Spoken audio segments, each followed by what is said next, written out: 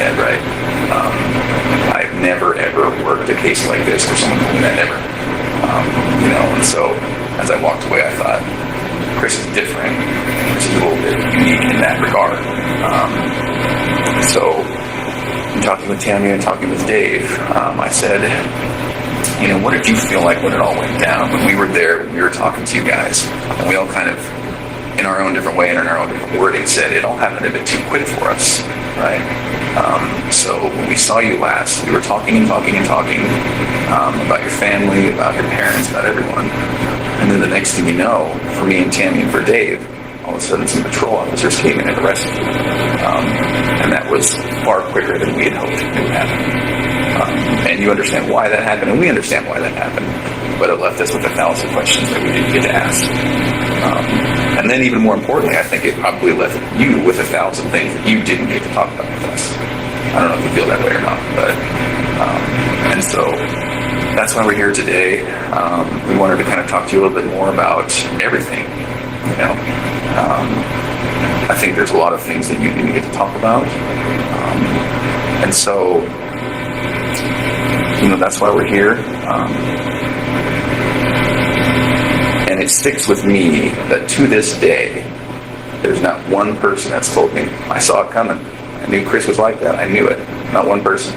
So it's interesting to me, right? No, not one. So we want to talk a little bit about that. Some of the people that we work with, your family, Shanann's family, have said, if you get to talk to Chris, would you tell him something for me? So we have that to talk about today, and it's good. I think you'll like it. I think it will give you some closure. And so really that's why we're here. Are you available to talk to us? Definitely. Okay. All right. So off the bat, if you have any questions, just tell us. Okay. If there's something that you don't want to talk about, that's okay. We might press you a little bit. Okay, we might say, well, do you mind if we just maybe then ask one question? Something makes you uncomfortable, just tell us. If we need to take any bathroom breaks, we can take bathroom breaks. For anything like that. And we'll take bathroom breaks and water breaks ourselves too. So then, is there anything about your schedule today that makes it that you can't talk to us? No, there was like a pass for this and the AM and the PM. Okay. They reserve the room the whole day. Oh, just okay. in case. That's just what they do. Okay. I didn't know if that was like two separate things or something. I think you have to go back for lunch to get counted for or something. Oh. Accounted for. Yeah, I think 11:30. Lunch is like 11, but they count for 1:15. So. So in general, how is it here? It's a lot different in Colorado. Is it? It's Good or bad? It's better, I think. It's here. I'm actually around other people. In Colorado, it was just like I was segregated, and it was counting on the walls all night, screaming, and just telling me From other people? Really? They're just telling me like how I should kill myself and like what they're gonna do to me and just like all that kind of stuff. Oh. And it was today. This is a lot different because people here don't seem to. It's not like they don't care, but it's just kind of like they don't like judge you as soon as you walk in. Colorado was like they knew why I was there, and that was it. They were just like if they had 1 second on hold with me, it would have been good. They would. Jeez, man. Must be out then. Out of like what kind of jail? I don't know what it was like in DOC there, but they had to lock down the jail for me to walk down the hallway. Wow. It will. Mm-hmm. So then make sure you were completely separated from anyone else. Mm-hmm. Jeez. Wow. Like I didn't see anybody else there. Like I was next to somebody, but like I never saw them. You just hear them. How did they know who you were? I don't know. I just they make phone calls in there too. Oh, okay. And they got the newspaper in there before I got in there. So Yeah. How is have you been able to talk with family? oh, yeah, definitely. Like we get from 6 p.m. to 7:30. On my unit's time out, so we get used to phone at that point in time. Really? Mm-hmm. And do they charge you for it? Or? Oh, it's just like it's like Securus or something. Mm-hmm. Okay. And how do you make money to pay for that? They put money on the phone. Oh. So if I call, if I was to dial somebody's number, they have to have a phone account set up. Oh. Otherwise, it's restricted. And then so who you call pays for it? Yes. Oh. Okay. Have you been able to talk like family members and parents and all Yeah, that? my mom and dad, my sister. Okay, good. Is that a good thing? That's a good thing. Good. Yeah, they don't hear from me. They're like, "Oh, what's wrong?" What's going on? Oh, good. And how was it with them? So far, so good. Yeah, yeah. It was hard to hear your parents in sentencing. Yeah. I didn't know what they were gonna say. So, Yeah. And so, yeah, I really appreciated what they said. I don't know about you. I definitely was. I didn't expect them to be there. But I knew they were there on the 6th, November 6th, but I didn't expect them to fly back, and they wanted to fly back to that. So. Yeah. And then what your mom said. Yeah. Good. Well, so we have 1,000 questions. I'm sure you do too. Do you care if we start, or do you have any questions for us? Go ahead. We'll start. All right. So one of the things that we're battling with is, and I won't make any assumptions today. So, are you aware that this was a national story? After a little while, it was. I didn't talk to my parents while I was in Colorado. Okay. Because, I mean, my attorney team told me, all right, no phone calls, no letters, no nothing. Okay. So, like, I made one phone call when I was in the segregation area there, but my dad thought it was like somebody, like a news, somebody trying to call him. Oh, so he didn't answer? Yeah, so he didn't answer, but other than that, okay. I didn't talk to anybody, but from what some of the deputies were saying that, or my attorney team coming in and said, this is like, they've got people from Australia, England, and all kinds of people trying to figure out what's going on. So, Did they send you any of the letters, like fan mail or anything? Well, I got letters, but I couldn't keep them like with me, so like I could read them like an hour out. But it's like I got a bunch of just letters that had no return address and stuff that was just not very good letters. yeah. So, okay. They came from a weird perspective, didn't they? From what we have heard. Definitely, there was one person, I guess, from Broomfield that was like writing like 4 times a week trying to come visit me, and then there was just a lot of people like writing notes, like bleeding through markers, saying like you're a monster, all kinds of crazy stuff. All right. Well, we're going to talk about some hard issues today, but I don't intend to take you to a dark place today. Okay. I hope that when we're done, you'll feel better. I hope it'll be therapeutic. We're going to talk about, obviously, what happened with your family. And so that's going to be hard to talk about. I appreciate anything you can tell me about it. If you need to take time out, if you need to get a tissue, that's fine, right?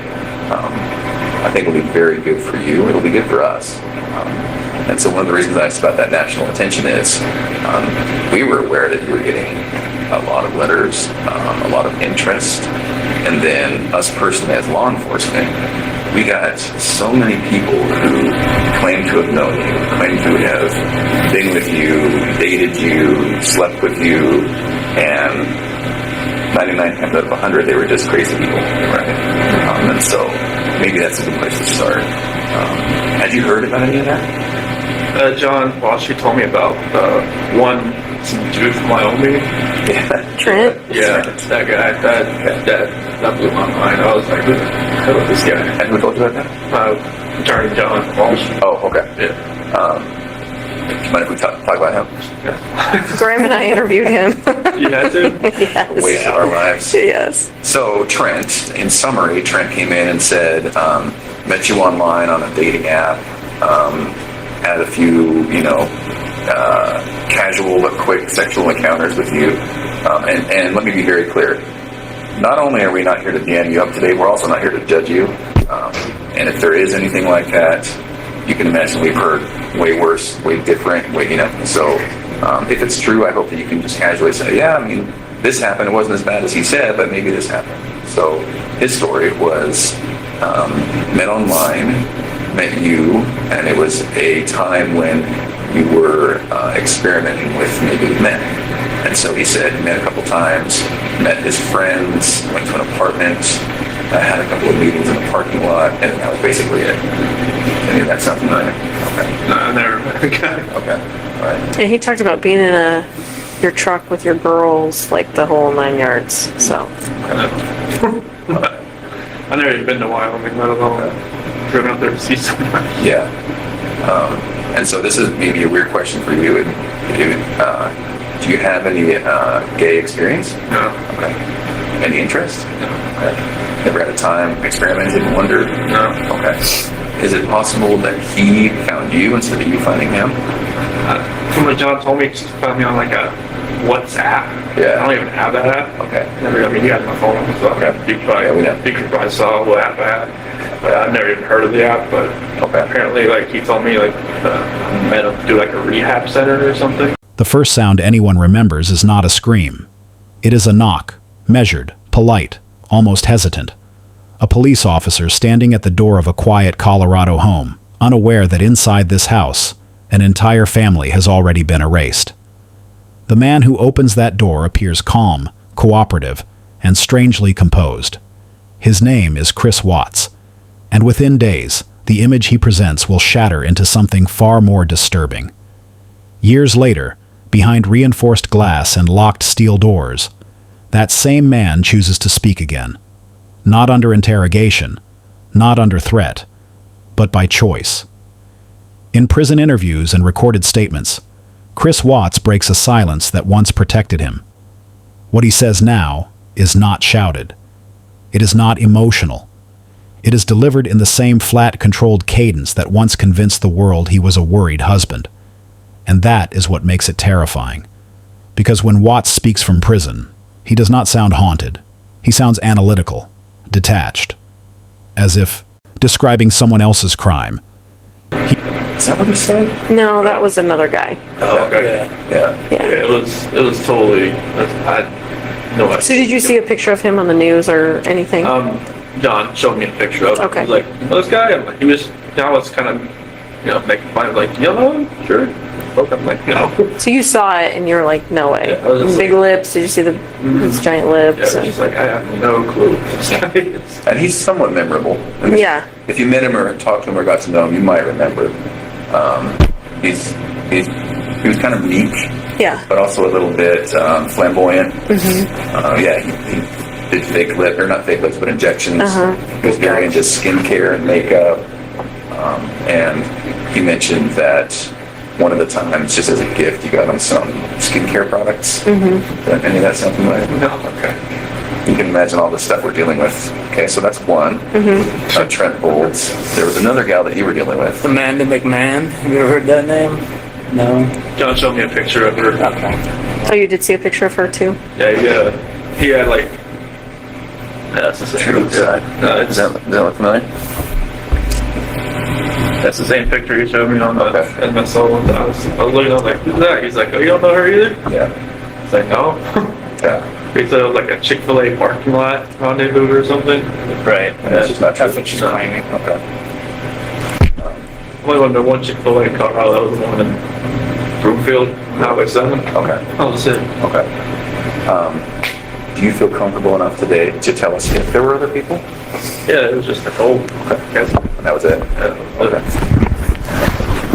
As these people have come out, for the most part, we've not given their stories much credit. They're just crazy people who want attention. And so, but when that does happen, it does make us think, there may have been others. And so Nicole was the only one. That was the only one. Was there ever like a one-night stand with someone else just out of the blue and one and done? No. Okay. All right. Do you mind if we talk a little bit more about Nicole? So walk me through it, because that was one of the things we never really got to ask you about. Right. We didn't Just talk. kind of skipped on and talked about where the girls were. But so what happened there? So it was probably around June 1st or something. That's when I first met her. And it was just like a work conversation. She messed with the gas meters that we were out in the field, and I was messing up. And then I took it to her like, hey, what's going on with this? Like, how do I fix it? And after that, we just ran into each other a few times in the office. And I think it was probably the fourth time meeting. She had asked me, because like when we were talking back and forth, I would say. Like we moved here from Colorado or from North Carolina and stuff like that, and then she's like, "What's all this weed stuff?" I'm like, I took out my phone and showed her a picture, like my girl's on my phone. It's like, "Oh, okay." Like, so, I'm like, yeah, but, I didn't wear a ring to work because like something else would get refitted when I lost all that weight. So, but You lost so much weight that your fingers lost weight? Yeah, it was literally like I was out in the snow one time. I went like that. And my ring went off on the rocks.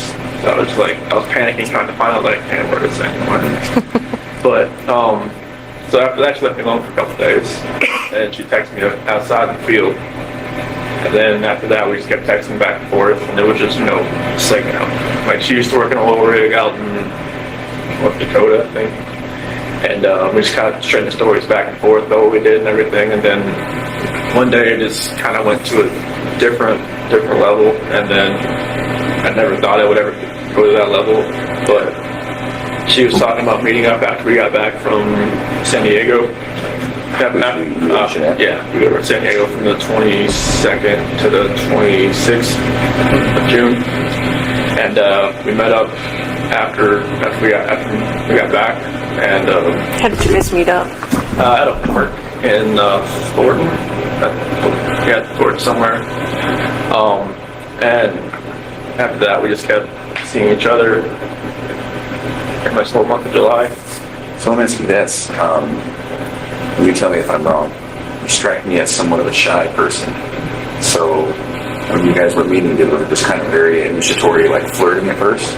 Okay. From both sides? Yeah, it was just kind of like feeling each other out. It's kind of like, Yeah. And so, texts, any calls? more near the end of June, Okay. And what makes you remember that it's June that it happened? because we called each other before I left to go to San Diego. Oh, okay. Alright. At first, did you think something might happen? I just thought it was just flirting. I didn't think it was actually like something that would actually happen. Yeah. Well, it's totally natural, right? I mean, everyone kind of flirts at work, right? Because the relationship between men and women is different. So if you're working with a girl at work, it's just kind of natural to flirt. I wish I was out in the field when I went to the office. Yeah. You gotta see it in your eyes. That's kind of where the path started, isn't it? Yeah, I mean, if I was like, because when I went from like a rover to a field coordinator, like I would spend more time in the morning time in the office trying to get everything like situated where we're going to go, everything like that. If I was a rover, I'd be more out in the field and instead of like coming to the office like for more than an hour. Right. It just gave me more time to run into her, pretty much. Yeah. Okay. What did she know about you? Did she know you were married at first?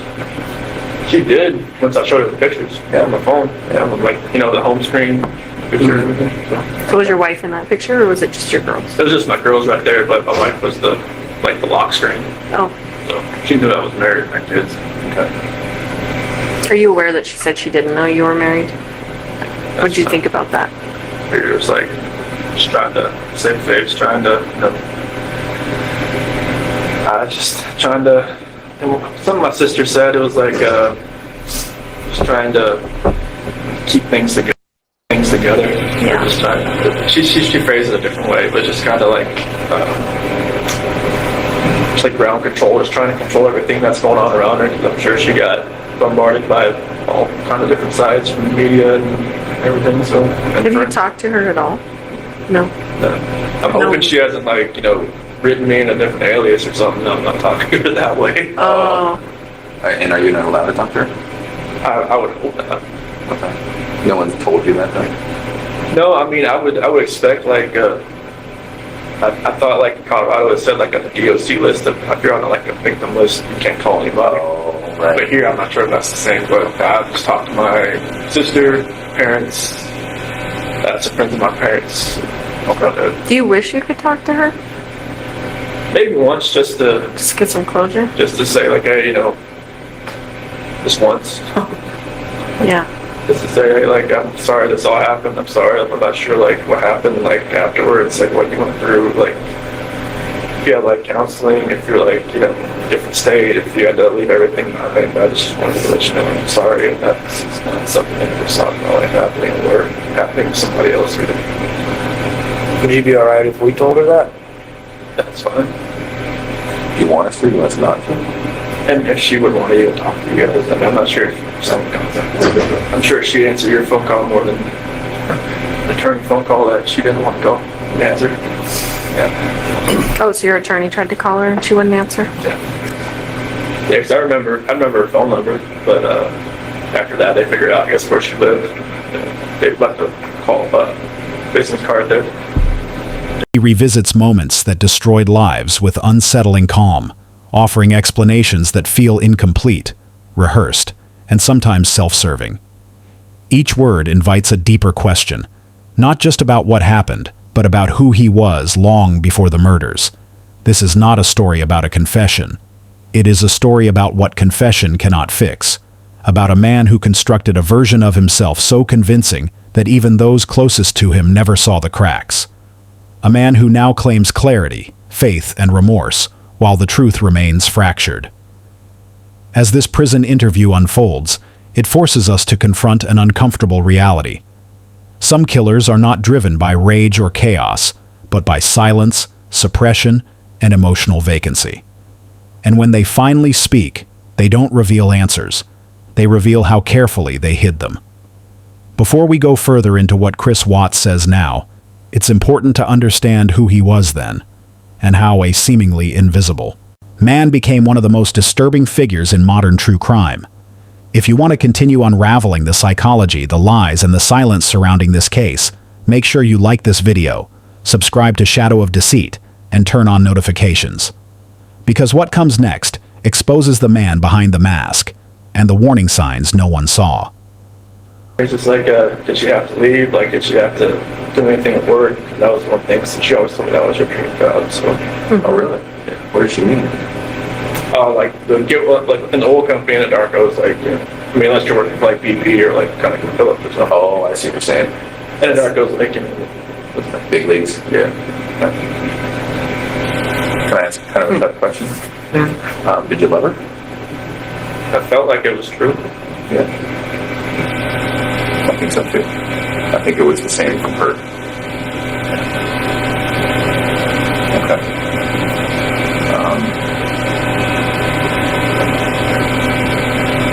Tell us about the time spent with her.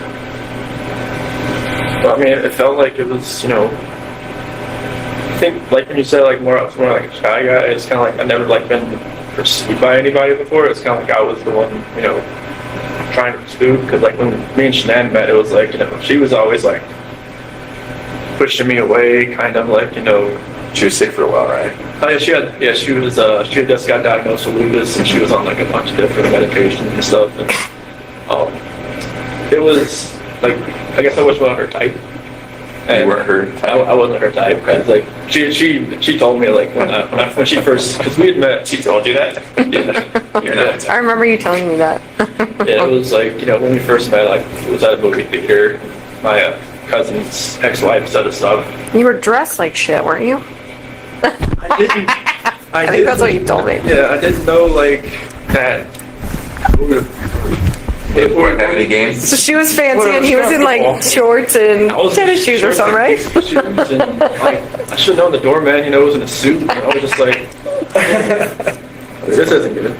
And, like, Was it the theater? It was a fancy theater, right? It was Kinda? in Charlotte. It was called the Epicenter, and apparently they give you like champagne and all kinds of stuff. Oh, this is a fancy date night theater. Yeah. Yeah, I think he movie came. I think he came like he was going to a Like I was Cinemax, like like I was going to a pond. like an AMC. White theater. No, it was like you like we just watched a normal movie, but it was like you can like drink champagne and like have like a Jack and Coke inside the theater and just sit there and just whatever. But like yeah, when she first saw me, she was like, I should probably just turn and talk to the bartender a little more. Like, no, I'm not here to meet. But yeah, like I was like persistent, trying to pursue something. I liked her, and even on our first date, like I couldn't even eat anything. Really, I was just like, Just so nervous? yeah. Really? Yeah, she was just like, chowing down. And she was like, you're like a bird. I'm like, oh, and she taught my parents, like, months later, she was like, this guy just never ate. Like, this guy eats like a trash disposal. This trash disposal. I was like, no, not around me. I was like, well, I'm just nervous. And I was just like, I was always like shaking and everything. But, yeah, I was always pursuing her, and then just like, finally I grew onto her. Like, I would always like with her medications and stuff, I would always like, she had like 8 bottles of medications, so I would always get like her day and nights and kind of like put them all in that little, flip open and Pill box. all that kind of stuff. And And I would always, be around her. I even went to her colonoscopy. She said after that she knew that was like kind of a keeper. It's like, who goes to a colonoscopy after 3 months with somebody? Right. It's a little soon. Well, she asked if she needed a ride. I'm like, yeah. She's like, you want to go across the colonoscopy with me? I'm like, sure, why not? Yeah. Like, I even sat with her while she drank that nasty stuff all day. Yeah. Oh. Or she's in the bathroom That's all a good day. test. that clear stuff that doesn't really taste clear. Yeah, but it was. I mean, it felt like it was a great relationship. Everything was great. Now you're talking about with Kissinger? No, with Tom Motion and like the first year, my parents never. I don't know. My mom was always kind of hesitant. What? I was the baby, I guess. I never had a girlfriend in high school, so it's kind of like she never like really saw me like. Oh, interesting. So she's kind of watching her baby walk out a little bit. Yeah, because I now turned 18. I graduated. I never moved back. Okay. At home. So my sister moved back and forth all the time. So How old were you when you met Shanann? I was 25. It was 2010. So Okay. So no serious girlfriends before that? nothing more than like 6 months or so. Yeah, there was some girls here and there, but just nothing more than like. The last girlfriend I had before Shanann, she was just actually got divorced, and I should never did that. But it was more of like I was kind of like helping her get through her divorce. It seemed like she went on to somebody else. I'm like, oh, nice to know. You're the rebound guy? The rebound guy. Pretty much, but that's how it goes. Would you say that in your relationships with women, it seems to me, and you tell me if I'm wrong, it seems to me like you're attracted to maybe a more dominant personality? It seemed like it because I'm more of the just reserved. I mean, I just kind of like go with the flow type. Yeah. And like Shannon usually made all the decisions. It seemed like so. I get that. I'm the same. Yeah. I don't know what it is. Yeah.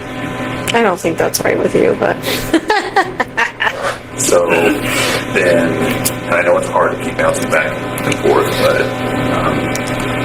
and one of the reasons we're here is we just keep telling ourselves, Chris just does not fit the mold. Chris is not. No. Like it just blows us away what happened, right? And so we will do a little bit of bouncing back and forth, and that's really just to get to know you a little bit better. We never really got that chance, did we? We were talking Twice. Yeah. Met you once. Yeah. Probably like you remember 3 or 4 times probably. So then do you call her Nikki or Nicole? I would call her Nikki. Okay. I know there's so many Nickis and Nicoles in this. Right, there is. I got confused. So we'll call her Nikki. So then with Nikki, was it different? It just seemed like I was more in control, it seemed like. And that never happened.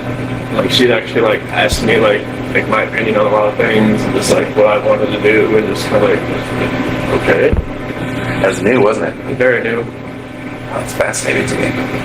And so did it feel more like an equal partnership or? It seemed like it. Yeah. Okay. So then when it was date night, would you guys talk about it? Would you ask to go somewhere? Or would she say, I want to go somewhere? Was it too fast? The first time we went out, it was to a movie over at the Orchard, off the 144th over there, and I asked her, like, hey, you want to go see this movie? And, like, yeah, I'm like, okay, cool. And we got there, it was sold out, and, normally we'd probably just have, just wait 2 hours, like, not just go home, but not, she just wanted to walk around and just talk. Okay. Oh, wow.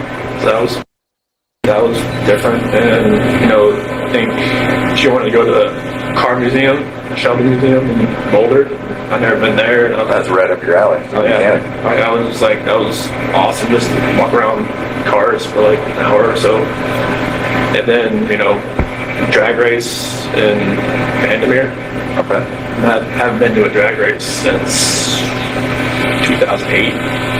That was in Charlotte. Okay. We looked at a drag strip over there. Just like the NHRA, the Top Fuel, fun car stuff, like me and my dad used to grow up. Yeah. Go there like all the time. And then went to camping in Sand Dunes National Park. And I'd never been camping. I always wanted to do it. Thought it was, done it like countless times. Oh, really? Okay. She's outdoorsy? Yes. Okay. Yeah, I guess every time like she needed to clear her head, she'd just go by herself, just go somewhere else.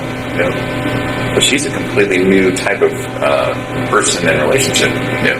Okay. Long before his name became synonymous with betrayal, Chris Watts lived a life defined by invisibility. He was not loud. He was not dominant. He did not draw attention to himself. Friends and co-workers described him as dependable, quiet, almost painfully ordinary. He worked long hours, followed routines, avoided conflict, and rarely expressed strong emotion. In many ways, he was the kind of man people stop noticing because he never gives them a reason to look closer. Shanann Watts, by contrast, lived loudly and openly. She documented her life with precision and pride. Her marriage, her children, her ambitions, and her struggles. She was driven, expressive, and deeply invested in building a future she could control after years of personal hardship. Together, they appeared to balance each other. Her energy filled the spaces he left empty. His calm steadied the storms she sometimes carried. To outsiders, they looked like proof that opposites could create harmony. But beneath that surface, pressure quietly accumulated. Financial strain loomed behind curated smiles. Medical anxieties, career instability, and mounting debt added weight to an already fragile foundation. Shanann believed in communication and visibility, while Chris retreated inward. Each disagreement ended not with resolution, but with silence.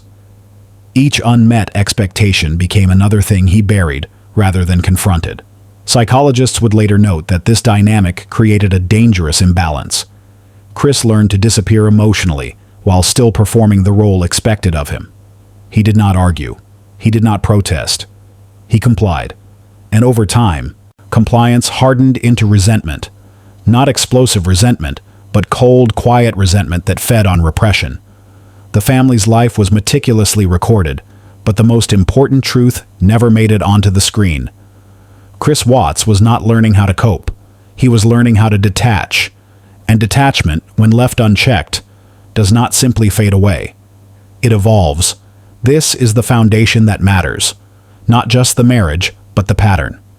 A man who avoided conflict at all costs. A man who chose silence over honesty. A man whose calm exterior masked a growing internal fracture that no one thought to question. Because the most dangerous transformations don't announce themselves. They happen slowly, behind closed doors, while everything still looks normal. All right. What were you thinking this whole time? In the back of my head, I was just telling myself, what are you doing?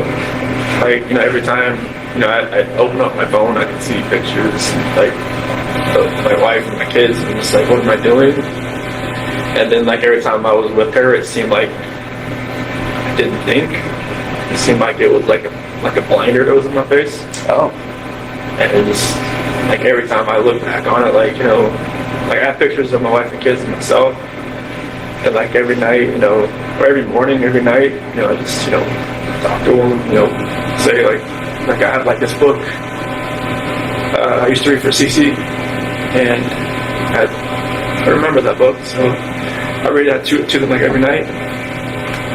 And, like, there's some scripture and stuff that I read to them, so I just try to think back, like, I wish this never happened. And it's like, I wish that blinder wasn't on my head, right in my eyes, that would have seen what was going on. Like, I was having, everybody said, oh, you're just out there having fun while your kids, or kids and wife are on vacation. I'm just like, no, it wasn't like that, but it seemed like that's what it looks like when you're going, you're going to camping, you're going to drag race, going all the other stuff that you have fun doing, but you're with somebody else. It's not your family. It just didn't seem right. And, with her, it just didn't seem like I didn't see that anymore. And I was there at her house pretty much every night.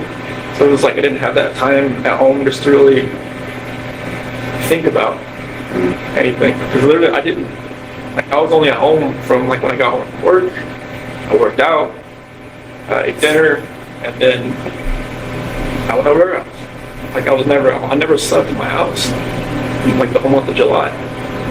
Now, talk me through that though. When you said you went home and then you were at her house, was that while Chanel was gone? Oh, okay. So you weren't even at your house. No. This all happened so quickly, didn't it? It was insane quickly. Like I didn't like. She even told me like she would never, in like a normal relationship, she would never have somebody over at her house like more than like once or twice a week. But she felt like she wanted me over there. Yeah. She said she felt comfortable over there. Yeah. So it was just like that's what was different. Like she wanted me over there. But I just wish that all that would just go away. I just wish I almost like I know it's hard to, I know it's wrong to say I wish I never met somebody, but I wish I, maybe met her at work and then just kept it that way. I think if we had a time machine, I don't think this would happen again. Because some people, when this happens, you're like, well, if it wasn't this time, it would have been next time, or it wouldn't have been the next time. It just wouldn't have happened with you, would it? It happened so quickly that you tell me if I'm wrong. You're not the type of guy to take control sometimes when you need to. Yeah, it seems like this is what happened. Yeah, I didn't take control of the situation. It's just like the situation controlled me. Right, it just happened. No, I get that, man. I'm somewhat passive myself, and it's like, there's situations that I'm like, oh, why did I let that keep going? Yeah, I don't know why. It was like a roller coaster ride that I just kept punching and taking on, and just never let me get up. Yeah. Can we talk about the hardest subject? So when we were talking, the last time we talked, about was where the girls were. But we never really got to talk about that night. So what happened? So nothing really happened that night. It was in the morning. It was, me and Shanann, she got home like at 2 o'clock. And, I felt her getting to bed. And I just felt like I didn't feel like I just made sure I looked at my phone at 2 o'clock and make sure she's okay, she's in there.